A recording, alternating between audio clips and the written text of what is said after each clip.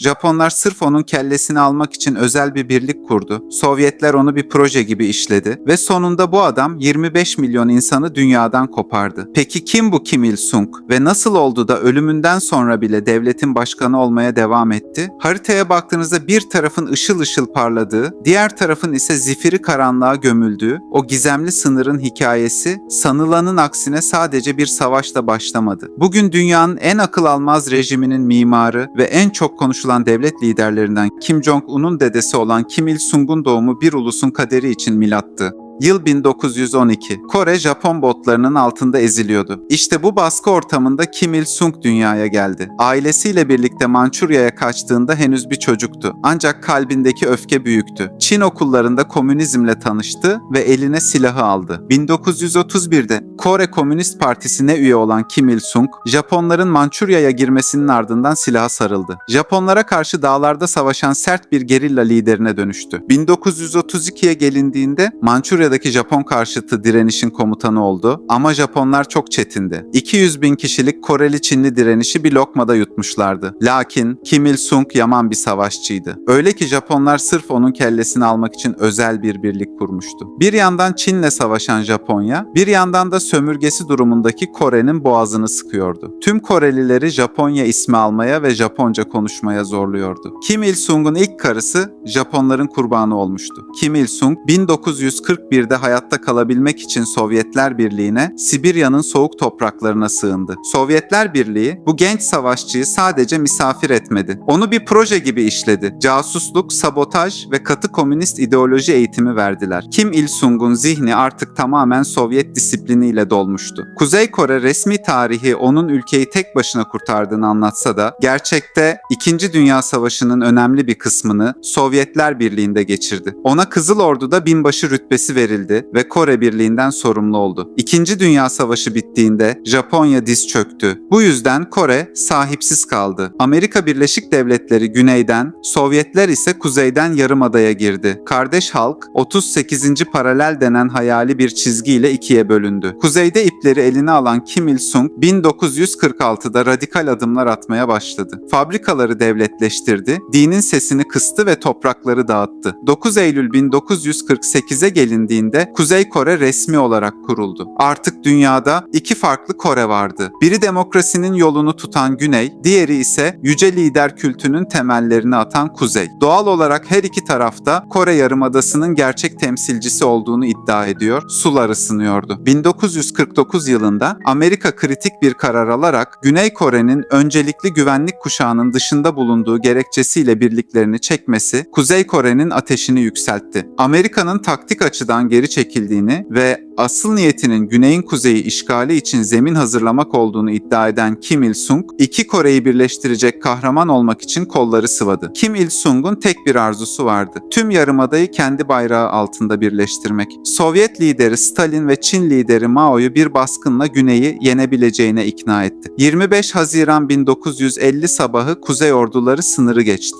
Güney Kore hazırlıksız yakalanmıştı ve hızla geri çekiliyordu. Ama hesap etmediği bir engel vardı. Birleşmiş Milletler ve içinde Türk askerinin de bulunduğu devasa bir koalisyon Güney'in yardımına koştu. İlk başta Kuzey ordusu Güney'i hallaç pamuğu gibi atsa da verilen destekle ibre zamanla tersine çevrildi. Savaş 3 yıl sürdü. Milyonlarca insan can verdi. Şehirler harabeye döndü. 1953'te silahlar sustuğunda taraflar neredeyse başladıkları yere 38. paralel civarı geri döndü. Kim Il-sung için bu bir zafer değildi ama iktidarını perçinlemek için büyük bir fırsattı. Savaşın ardından ülkenin kapılarını dış dünyaya tamamen kapattı. Kendi icat ettiği Juche ideolojisiyle halkın karşısına çıktı. Juche, kısaca kendi kendine yetme ilkesini ifade eder ve zamanla Kuzey Kore'nin resmi devlet ideolojisi haline gelmiştir. Kuzey Kore'nin kurucu babası Kim Il-sung ani bir kalp kriziyle 1994 yılında öldü. Fakat 1998 yılında yapılan bir anayasa değişikliği ile kendisine Cumhuriyet'in ebedi başkanı unvanı verildi. Bu Kuzey Kore'nin teknik olarak bir nekrokrasi, yani ölüler tarafından yönetilen devlet olduğu anlamına gelir. Zira devlet başkanlığı makamı hukuken hala ona aittir. Kendisi dinin tamamen yasak olduğu bir rejim kursa da aslında katı Hristiyan bir aileden geliyordu. Özellikle annesi önde gelen bir kilise büyüğünün kızıydı. Belki de bu çelişkili yaşam, ilerleyen yıllarda komünizm temelli, yarı ilahi bir kişi kültü inşa etmesini sağlayacaktı. Uçak yolculuğundan çekinirdi. Seyahatlerini genellikle lüks donanımlı, kurşun geçirmez trenlerle yapardı. Komünist dünyada hemen hemen örneği olmamasına rağmen Kim Il-sung hanedanlaşma yoluna gitti ve kendisinden sonra yerine açıkça oğlunu gösterdi. Kuzey Kore'de kullanılan resmi takvim sistemi olan Yuche takvimi onun doğumuyla başlar. Yani 1912 yılı takvimin miladıdır. Bazı liderler kitap yazar, bazıları ordu kurar. Kim Il-sung ise